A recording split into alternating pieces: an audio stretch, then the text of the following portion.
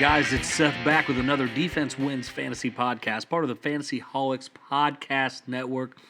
The playoffs are still in full swing, but we're trying to go back over the fantasy season and see where we went right, where we went wrong, where our thought philosophy should be going into next year. And no better way to do that than look back on some of the predictors that we had at the beginning of the season. Tonight, we're going to go through the NFC predictions. We had busts, breakouts, and players to watch.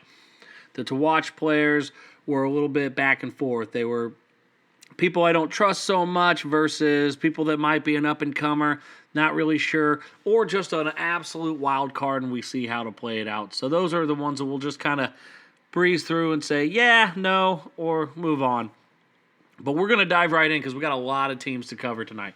So we're going to start in the NFC South, and we're going to start with the Tampa Bay Buccaneers. The overall season for the Buccaneers, they have to feel like is a bit of a failure, but they did have some injuries on the defensive side of the ball. But that being said, we'll get into the player that I had down as our bust candidate for the year, and that was Levante David. Coming into 2022, he had regressed in tackles in 2021. But he picked that up some. He got to 124 tackles solo this year. He ended as linebacker 24 on the season. Not bad, but it was still overall less points per game than the 2021 season. And it's just one of those things where it's, okay, yeah, he had a little bit better tackles, but he didn't have as many big plays. That whole defense as a whole didn't have as many big plays. And it really hurts you coming down the stretch. So overall, it's still a right prediction. But he was surprisingly a little bit better off than I thought he would be. But part of that is, when you have other injuries on the defensive side of the ball, everybody's got to kind of pick it up. The breakout player that I had was Antone Winfield, the safety. Now, he missed 4 games again this year, which that's starting to be a little bit of a concern for me. But that being said, point per game basis, he was safety number 13 on the season. So the logic's there, and when he's on the field, he's giving you value. Once again, it's a guy that this offseason I would continue to still look to shop for and try to get him on your team because with those missing games, people are going to be like, he was an okay safety. He wasn't great. He might get dropped. When he plays, he's giving you value, and so it's a guy that 100% I would call that he did have an essential breakout, but it's not everybody's going to be see it that way, and that sometimes is even better for you trying to get him on your team. Now, the player to watch I had was Joe Tryon-Shoyinka, and I expected him to kind of go upward in mobility as far as getting some more defensive end reps, and he legit had identical stats from 2021. It was like so similar I had to look at it twice, which is disappointing because he was having more opportunities this year but really didn't capitalize on them.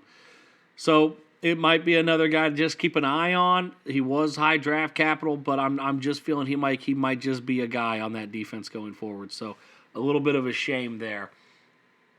Moving on to the Saints, the bust player that I had was Marcus May. He was coming over from the New York Jets, and he was coming off an Achilles tear injury. Now, he only played in 10 games this year, and he was safety 94 on the season, so not good. Even in point-per-game situations, since he missed so many games, he was still outside of the top 50. And the worst part about him is that if you had him on your team, he had a few big games, and then he would let you down again and again. So you might have him on your bench during that big game, and then you decide to play him the next couple weeks, and it's just an absolute letdown. 100% a bust on the season as predicted. The breakout player that I had for the Saints was linebacker Pete Werner. Now, this guy was a legit linebacker 1 when healthy.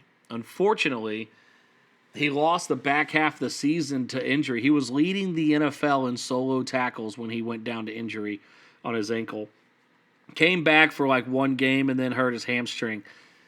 You really hate to see it, but all the signs are there that this guy is going to be really solid for that Saints defense. I don't expect them to move on from him.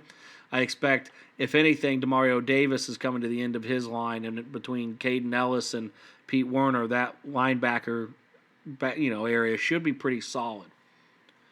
Now, the player I had to watch for the Saints, ironically, was Chauncey Gardner-Johnson, who, after I recorded my podcast at that point in time of the year, was traded to the Eagles. And he had an outstanding year with the Eagles until an injury ended his season as well. But that's an interesting one because I don't believe he's under contract with the Eagles past this year. So I'm curious to see how that all pans out on free agency and everything else. But he is a player to keep an eye on because he might be somebody that got dropped because of the injury, and he proved that he can play. And he was getting interceptions. He was getting big-time plays. So he's a player that I'm definitely keeping an eye on to see what happens to him this offseason. Moving on to the Panthers, our bust pick, Shaq Thompson, ended the season at linebacker 29. He was healthy all season. That's part of why he was so far up to, linebacker 29. But still, he had a worse points per game average than last year, even with 135 total tackles. Frankie Louvu really kind of took ownership of that linebacker backfield, and I expect him to kind of hang on to that. I'm curious to see what happens with Shaq Thompson, but he's a guy that kind of gives you that little bit of hope, and you're like, oh man, he's a top 30 linebacker. That's nice to have on my team. Yeah, but it's like he never really has those games that makes you feel great about starting him. He's not going to goose you, but he's not going to wow you either. Breakout player for the Panthers predicted was Brian Burns. He ended at defensive end number 5 on the season. Buckets, that one's not a shocking breakout type player, because most people knew Brian Burns was pretty good, but defensive end 5 on the season, now that's impressive. Player that I had to watch for the Panthers was Dante Jackson. He played 9 games before injury. He was playing well, but still probably not in the startable range. He's kind of like, maybe an bye week fill-in.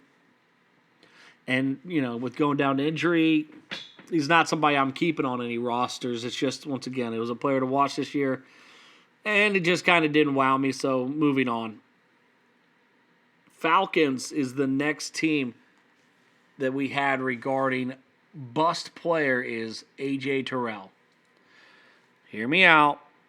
I'm not saying he's a bad NFL player. On the contrary, when it comes to cornerbacks, the ones that are really, really good are terrible in fantasy. In fact, he finished as cornerback 82 on the season. He's too good to pass towards. That's just plain and simple. And that's just kind of it, Now, my breakout player for the Falcons was Troy Anderson, and this was one that I said that was going to be kind of a slow burn breakout. He was drafted in the 3rd round, starting behind Rashaan Evans, who, truth be told, had a phenomenal season for the Atlanta Falcons at linebacker. But I expected the second half of the season to have a breakout opportunity. Second half, he got some more opportunity, but it kind of felt like it was moving on slowly. Finished as linebacker 82 on the season with very little opportunity. When he did have some opportunities due to some injuries, I thought he played really well and put up some nice stat numbers. It all depends on how those linebackers shake out this offseason. If Rashaan Evans is back and Mykal Walker's there, I'm curious to see what they do with Troy Anderson. I don't expect them to bring both of them back. Mykal's on a super cheap contract that they could cut him for if they decide to re-sign Rashaan Evans and move on with Rashaan and Troy, or they might stay with Mykal and Troy. Just depends on what they are doing. But if they bring back Rashaan and Mykal, I am not feeling great about Troy Anderson. I think he'll have still a role, but it won't be enough to start any week. The player that I had to watch was Arnold Ebukati. He didn't get a lot of playing time in year 1. He had moments, but nothing to write home about. Still, he was a rookie. It's somebody to, keep an eye on, especially in extremely deep leagues or if you have a taxi squad. If you had him, it might be worth kind of hanging out just to see what happens with that Falcons team. But at this point, once again, not anything that you can even really be a starter for. Now we're going to move on to the NFC North. We're going to start with my bust pick for the Green Bay Packers. That was Quay Walker, linebacker. Finishes linebacker 30 on the season. Better than I predicted. He started early, which was my expectation that he probably wouldn't become a starter that early into the season. But he started and played well, and I'm really comfortable with him going forward as a solid linebacker. Devondre Campbell, I believe, was only on a 1-year contract with them coming back, and I think Quay outplayed him, and they have no reason to really bring him back on another contract because they have a linebacker.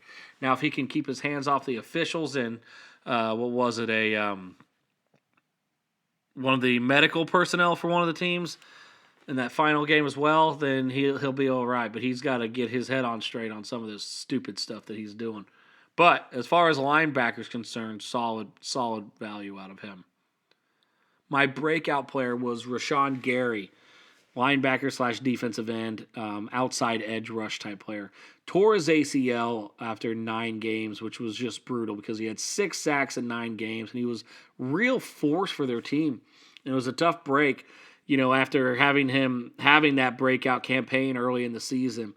With it being an ACL mid-season, he should be back close to the start of next year, but you never know how that's going to all pan out. So, player to keep an eye on, but you just hate to see a guy like that go down to injury. It just sucks. My player to watch was Eric Stokes, cornerback. Thought process here, same thing with A.J. Terrell. You got Jari Alexander on the other side. They don't throw to that side of the ball. Eric Stokes gets some more volume. He wasn't good enough to get on the field consistently, and he went to the IR in November, so he really was a non-factor for this team, unfortunately.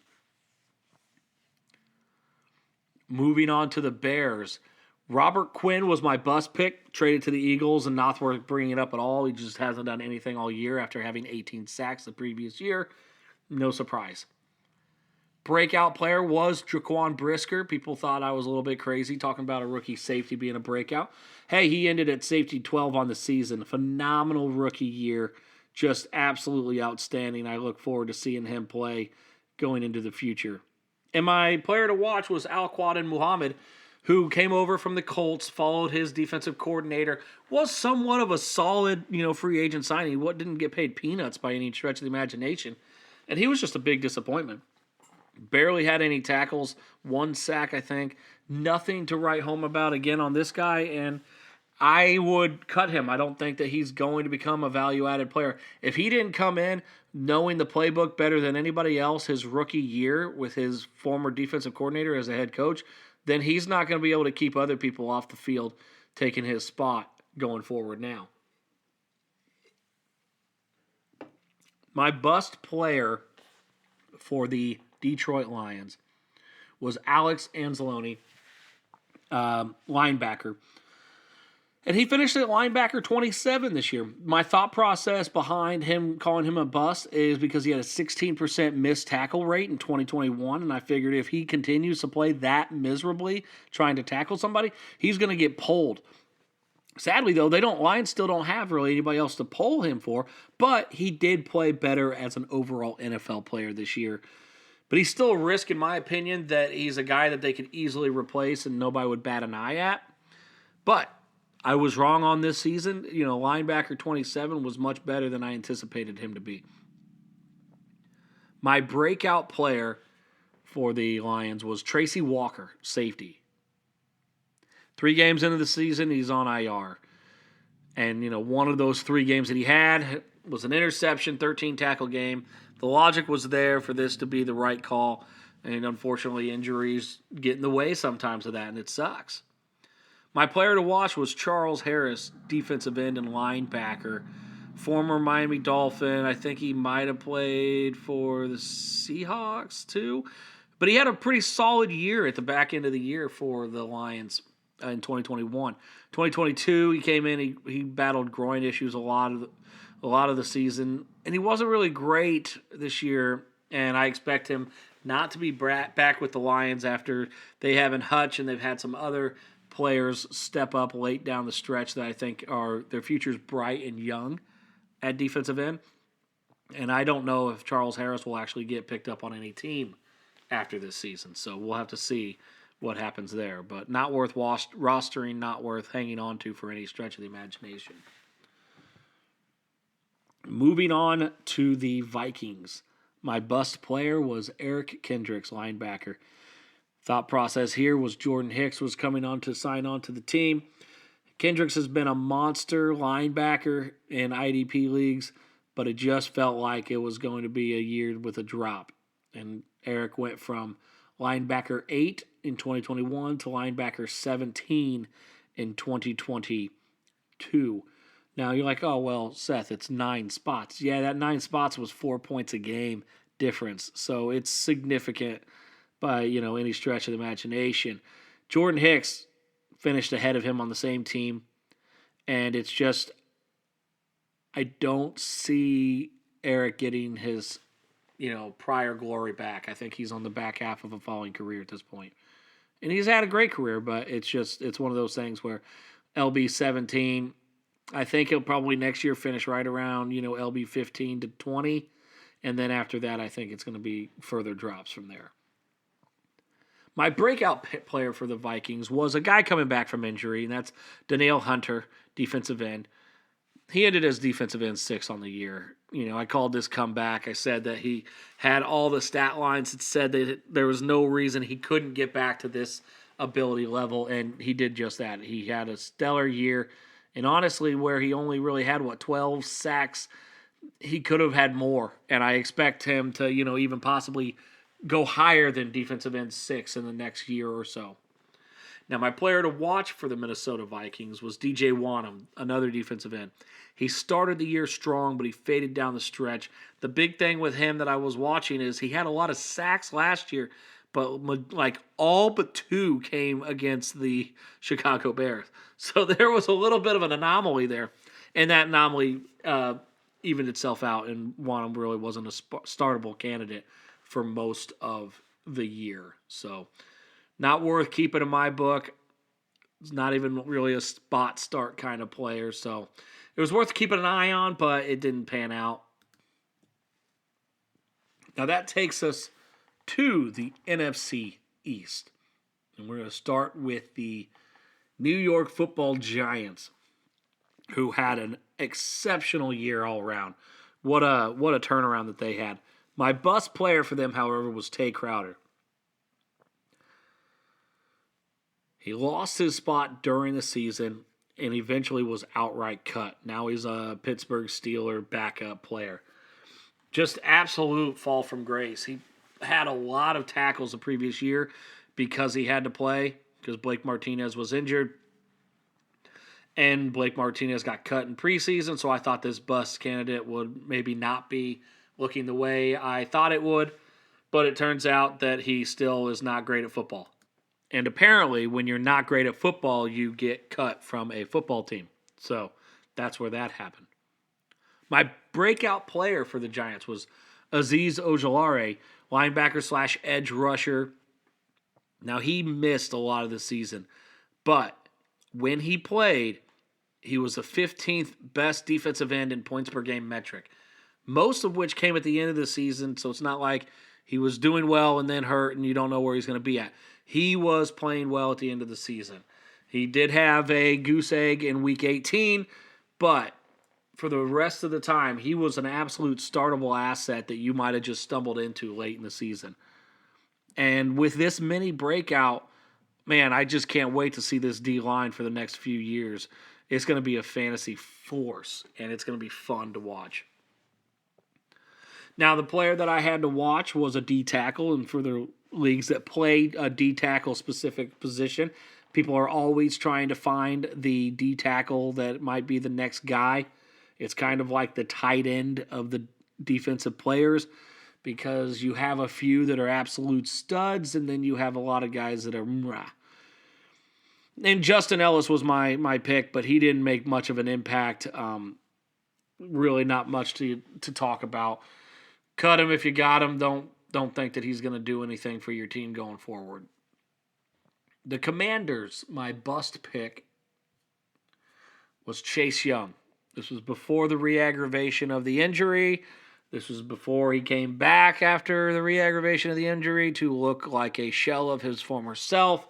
Honestly, was surprised that they really played him down the stretch. I know they were sort of still in the playoffs and everything, but this was it was tough to not have him out on the field. But I don't think he was going to have a good year even if he was on the field. And I talked about that when we went over this the first time. His stats were dwindling hard before the injury in 2021. I just think that he I don't know. I don't know what's going on with him. Hopefully he'll figure it out. He'll get healthy, have a full offseason of being healthy, and he can come back strong next year. But sad to say I was right on that bust pick for this year. Breakout player I had was Cameron Curl, safety. Now, he only played in 12 games. Man, this sport is tough on people. He only played in 12 games, and he was effective during those games. He was a mid-20s, 20-ish safety when healthy. And he's younger. He's still a guy that I'd be happy to have on my team. I think that, he's your number 2 safety on your team. You feel good about it. If he's your, backup safety, your third safety, if you play that many D-backs, you're feeling great about having a Cameron Curl kind of player on your team. But he has to stay healthy, as, everybody kind of needs to. But to have people that can come in and give you, 8 to 12 tackles as a safety is a nice thing to have. And that's what Cameron Curl brings. Now, my player to watch is Jamin Davis. His rookie year, he had just an absolute mess of not knowing the playbook, not understanding things. Team came out and said all that. After this year, he got a lot more playing time. The metrics are all pointing up. He had over 100 tackles. He had 4 sacks. As I said, much more playing time. Year 3 might be his true breakout campaign. And he's probably low value enough that you could grab him still and get some good value out of him going forward. Now we move on to the Eagles, who are still playing football as of this recording. My bust player for them was Nakobe Dean, the rookie linebacker out of Georgia. Hardly played this year, as I kind of expected and alluded to during the original show of this. It's kind of a red shirt year for Dean. Doesn't mean that I think he's done long term. I think he could even be extremely successful going into next year. But we have to kind of wait and see what they do with the TJ Edwards situation. My breakout player for the Eagles was Josh Sweat, defensive end. I talked about them giving him a contract in 2021 during the season, that they feel strong in him, that he has these flashes and he just needs to put it together. Well, he put it together. He finished as defensive end number 11 on the year, so a DN 1 in 12-team leagues. Really came into his own this season. One of the best D linemen on that very strong defensive line front. And I expect him to, once again, also lead that D-line going forward because, one, he's under contract where a lot of these guys are going to be coming up for new contracts, and it's going to be tough to bring them all back. But Sweat's already there, so you don't have to sweat the details with him. Terrible dad joke. That was awful. Sorry. My player to watch was Jordan Davis because he's not human, and he's basically a unicorn type of player. But what I expected to happen happened. Great for the team as a whole, bad for fantasy if he's on your team. He just is a space eater, and he takes away everybody else so that a Josh Sweat or a Jordan Hargrave were able to get one-on-one and get pressure and get sacks on this defense. So he's, like I said, I thought maybe because he's so, different and he has such crazy metrics that Jordan Davis might be more. And down the road in his career, he might be, but at this point in time, he is what I thought he is. Moving on to the Dallas Cowboys. The bust is the Cowboys themselves. Oh, sorry, just a little humor with again failing to do anything in the playoffs. But my bust player actually was Trevin Diggs. He ended at cornerback 37 on the year. When your stats are based on INTs, you're bound to have some issues repeating as a top corner in the league. My breakout player, once again for D tackles, was Neville Gallimore. I expected him to have a great breakout because he only played 5 games last year. However, this year he played many, many more games and had about the same stat line, which is not good if you were hoping something out of him. So that was an absolute swing and a miss on a breakout player of Neville Gallimore this year. Player I had to watch was Malik Hooker, safety. I had the right thought here, wrong name. Damian Wilson was the guy that came through at the safety spot for them. Safety number 7 on the year. Swing and a miss-ish. That was more of, like I said, a kind of guy to watch. And once you realized, week 1 or week 2, if you were keeping an eye on their safety games, hopefully you made the right decision on that. Now, the next division we're going to is the NFC West. Arizona Cardinals is where we're going to start. My bust player was J.J. Watt. And there was no person I was happier to be wrong about than J.J. Watt. Defensive end, number 9 on this season. Enjoy retirement. My breakout player was Zaven Collins. Listen, he had 25 tackles last year, and he had over 100 this year. So that's quite an improvement. Ended as linebacker 36 on the season. I'm curious to see what happens going forward with a new coaching regime, how they're going to use him and Isaiah Simmons. But, finishing at linebacker 36 is no shab. I was a little hopeful that he'd be a little higher, but you take what you can get. It's a heck of an improvement from year 1 to year 2. You expect to see even more improvement from year 2 to year 3. My player to watch on this Arizona Cardinals team was Jalen Thompson, safety. He and Buddha had just magical 2021 seasons. Now, he came down to earth a little bit. He came down to safety number 16. But him and Buddha were both top 16 safeties. Still good for Jalen Thompson, but not as good as 2021.